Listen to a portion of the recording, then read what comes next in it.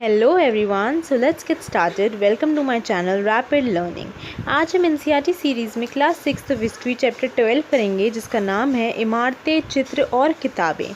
ये चैप्टर हमारा last chapter होने वाला है क्लास 6 हिस्ट्री का। इससे पहले भी मैंने प्रीवियस बहुत ही चैप्टर 1 से लेकर चैप्टर 11 की मेरी वीडियो सारी चैनल पे पड़ी हुई हैं। अगर आपने वो नहीं देखी हैं तो आप मेरे चैनल पे जा सकते हैं।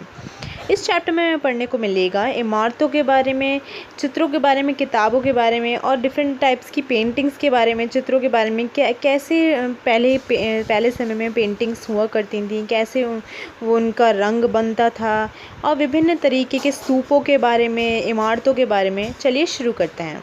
इससे पहले मैं शुरू करूं, मैं आपको कुछ बताना चाहती हूं कि वीडियो बहुत ही बेनिफिशियल रहने वाली है हर टाइप ऑफ एग्ज़ाम के लिए, including CTET, paper 2, KVS, TET and super TET. मेरी वीडियो बहुत ही छोटी है, इसमें सिर्फ इम्पॉर्टेंट पॉइंट्स ही मेंशन करे गए हैं, ज़्यादा थ्योरी नहीं है, सिर्फ बेसिकली रिवीजन है इस चैप्टर का, फुल चैप्टर का। ये आप लोगों को पढ़ने में भी इजी लगेगी, लैंग्वेज भी इजी है और आप लोगों की जल्दी समझ भी आ जाएगी। चलिए शुरू करते हैं। सबसे पहले हम पढ़ते हैं लौह स्तंभ, आयरन पिलर के बारे में। अब देखिए जो आयरन पिलर है, अब देखिए जो ये लौह स्तंभ है, ये कुतुब मीनार के पास लगा है। अगर आप लोग कभी कुतुब मीनार गए होंगे तो आपने इसको ज़रूर देखा होगा, वैसे बुक्स में भी इसकी फ़ोटोग्राफ ज़रूर होती है। इसको कहते हैं हम इंग्लिश में आयरन पिलर, जो कि मेहरौली दिल्ली में कुतुब मीनार के परिसर में खड़ा है। अब इसकी जो क्वालिटीज़ हैं, विशेषताएं हैं, वो इस प्रकार से हैं कि इसकी ऊंचाई है 7.2 मीटर की, वज़न है इसका 3 टन का। इसका जो निर्माण हुआ है वो हुआ है 1500 साल पहले। देखिए क्या होता है इसमें, ये जो है हमें बताता है, ये लौह स्तंभ जो है ये हमें बताता है कि कैसे उस समय एडवांसमेंट हुआ मेटल वर्क का, इसीलिए उसमें अभी तक इस लौह स्तंभ में जंग नहीं लगी है। ये प्रूफ है कि वहाँ पे उस टाइम पे कितना बढ़िया काम हुआ करता था मेटल वर्क का, कि अभी तक उस तरीके के जब जो वो लौह स्तंभ लगा है उस टाइम का उसमें अभी तक जंग नहीं लगी है। ये एक बहुत बड़ा प्रूफ है। कब अब इसमें इम्पॉर्टेंट बातें क्या हैं कि ये अब मैं आपको एक एक्स्ट्रा नॉलेज और दूं कि कुतुब मीनार की जो नींव है वो रखी है कुतुबुद्दीन ऐबक ने, जो कि गुलाम वंश के शासक थे। और उनकी जो कुतुब मीनार का जो पूरा करवाया है वो करवाया है इल्तुतमिश ने। कुतुब मीनार की नींव रखवाई थी कुतुबुद्दीन ऐबक ने, कुतुब मीनार को पूरा करवाया था इल्तुतमिश ने। क्योंकि यहाँ पे कुतुब मीनार का डिस्क्रिप्शन था, यहाँ पे उसकी बात आई थी तो मैंने आपको बता दिया। इसमें आगे लौह स्तंभ के बारे में इंपॉर्टेंट बातें क्या हैं, इमारतों के बारे में हम पढ़ रहे हैं, तो मैंने आपको एक जस्ट बेसिक नॉलेज दे दी। आगे बढ़ते हैं लौह स्तंभ के बारे में कि इसकी ऊंचाई जो है वो 7.2 मीटर है, वजन है 3 टन का, निर्माण जो हुआ है वो 1500 साल पहले हुआ है और इसमें अभी तक जंग नहीं लगी है। चलिए शुरू करते हैं आगे। और ईंटों और पत्थरों की इमारतें। स्तूप का जो शाब्दिक अर्थ होता है वो होता है टीला, माउंट कहते हैं इसको इंग्लिश में। विभिन्न आकार के गोल या लंबे होते हैं, ये आकार जो इनका होता है गोल या लंबा होता है। सभी स्तूप के भीतर, माउंट के भीतर एक छोटा सा डिब्बा रखा होता है। इन डिब्बों में बुद्ध या अनेक अनुयायियों के शरीर के अवशेष होते हैं, जैसे कि दांत, हड्डी या राख। बुद्ध होते हैं, उनके अनुयायी होते हैं, जो उनके शिष्य होते हैं, उनके हड्डियों, दांत या राख के अवशेष होते हैं उस एक छोटे से डिब्बे में, जो कि स्तूप के भीतर होता है।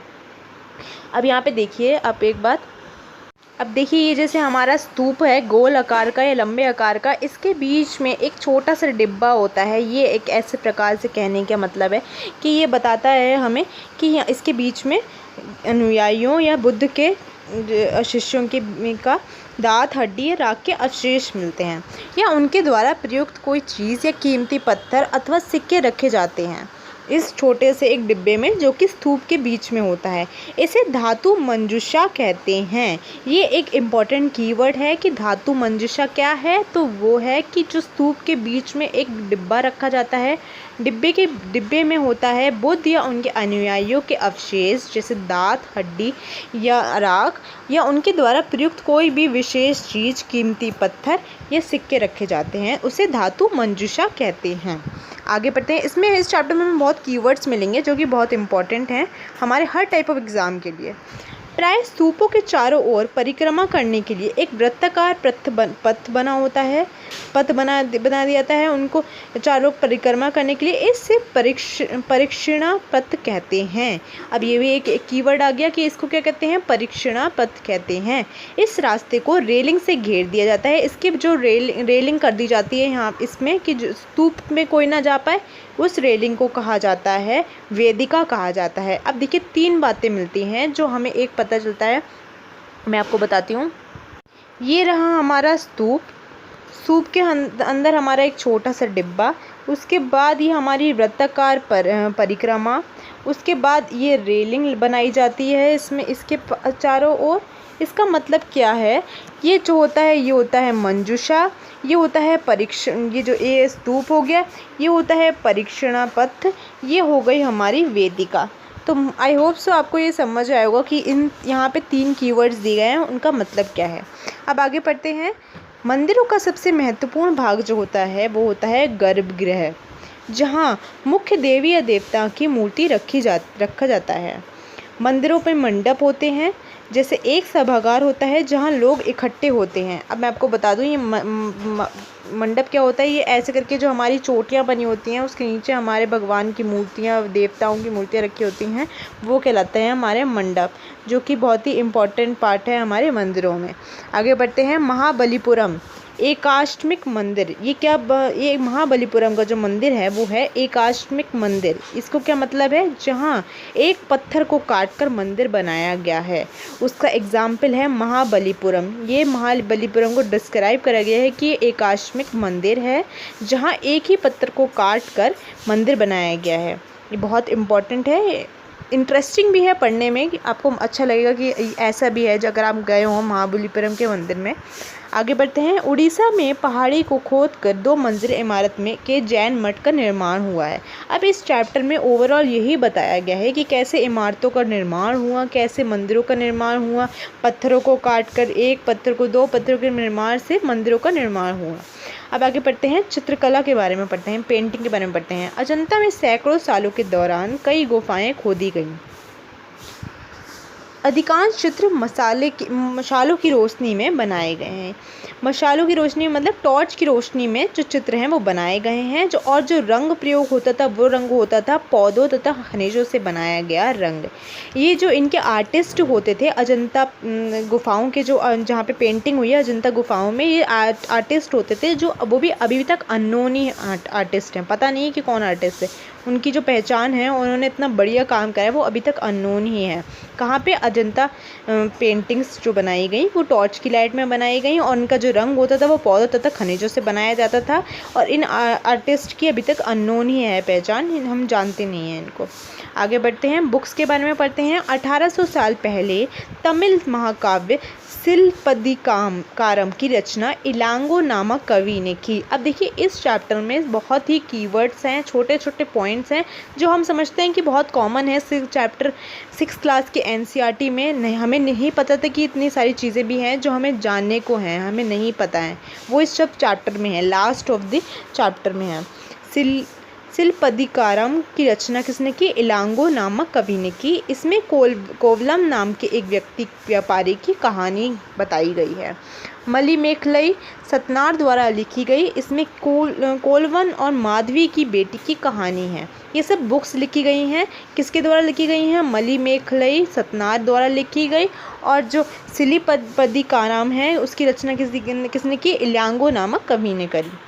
पुराण जो थे वो प्राचीन होते थे, पूजा की विधियाँ लिखी होती थी उसमें, ये संस्कृत में होते थे। सबसे पहला है पुराण और महाभारत, ये किसने लिखा, वेद व्यास ने लिखा। रामायण किसने लिखी, वाल्मीकि ने लिखी, ये तो हमें पता ही है। आर्यभट्ट ने लिखी, आर्यभट्टनीयम पुस्तक लिखी। आर्यभट्ट जो थे वो हमारे मैथमेटिशियन थे, उन्होंने क्या लिखी, आर्यभट्टीयम पुस्तक लिखी। ये सब बुक्स के बारे में बताया गया है। आगे पढ़ते हैं। कागज़ का जो आविष्कार है करीब 1900 साल पहले हुआ है। लून चीन के व्यक्ति ने किया है कागज़ का आविष्कार। तो किसने करा, चीन ने करा, लून चीन के व्यक्ति ने किया है। आप लोग को मैं एक बात और बता दूं, मैंने प्रीवियस चैप्टर में पढ़ा था कि चीन में सबसे पहले किसका आविष्कार हुआ था, सिल्क का आविष्कार हुआ था चीन में ही। जो सिल्क का आविष्कार है वो चीन में हुआ है। अब इसमें देखते हैं इंपॉर्टेंट बात क्या थी इस चैप्टर में, जो की पॉइंट हैं हमें जो याद करने हैं। बहुत ही इंपॉर्टेंट है। सबसे पहले लौह स्तंभ की जो ऊंचाई थी वो थी 7.2 मीटर, वजन जो थी 3 टन था। निर्माण जो हुआ था उसका सबसे पहले 1500 साल पहले हुआ था। मंजूषा क्या है, जो स्तूप होते हैं उसके बीच में जो एक बॉक्स रखा जाता है, उसमें अवशेष होते हैं बुद्ध या उनके अनुयायियों के, उसे मंजूषा कहते हैं। उसके पास जो परिक्रमा करते हैं उसको कहते हैं प्रदक्षिणा पथ, और उसके पास जो रेलिंग लगी होती है, बाउंड्री लगी होती है, उसको कहते हैं वेदिका कहते हैं। और आगे गर्भगृह होता है, मंदिरों में मंडप होते हैं जहाँ पे काम करते हैं। महाबलीपुरम एक है एकाश्मिक मंदिर जो कहलाता है, जहाँ एक पत्थर को काटकर मंदिर बनाया गया। उड़ीसा में 2 पहाड़ी को काटकर 2 मंजिला से पहाड़ी को खोदकर 2 मंजिला इमारत की निर्माण किया गया। चित्रकला में अजंता की गुफाएं में चित्र बनाए गए, ये रंग पौधों और खनिजों से बनाए गए थे। बुक्स जो थी 1800 साल पहले शुरू हुई थी। तमिल महाकाव्य क्या था, सिलीपदिकाराम की रचना इलांगो नामक व्यक्ति ने करी थी।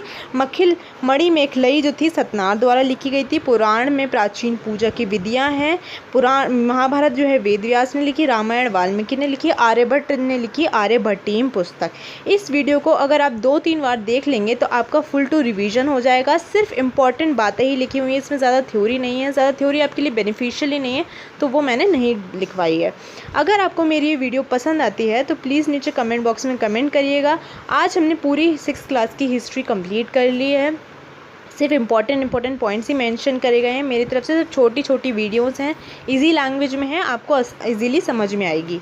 अगर आपको मेरी ये वीडियो पसंद आए तो प्लीज़ मेरे चैनल को लाइक करें, सब्सक्राइब करें, शेयर करें और बताएं मुझे कि आपको ये वीडियो कैसी लगी। Thank you.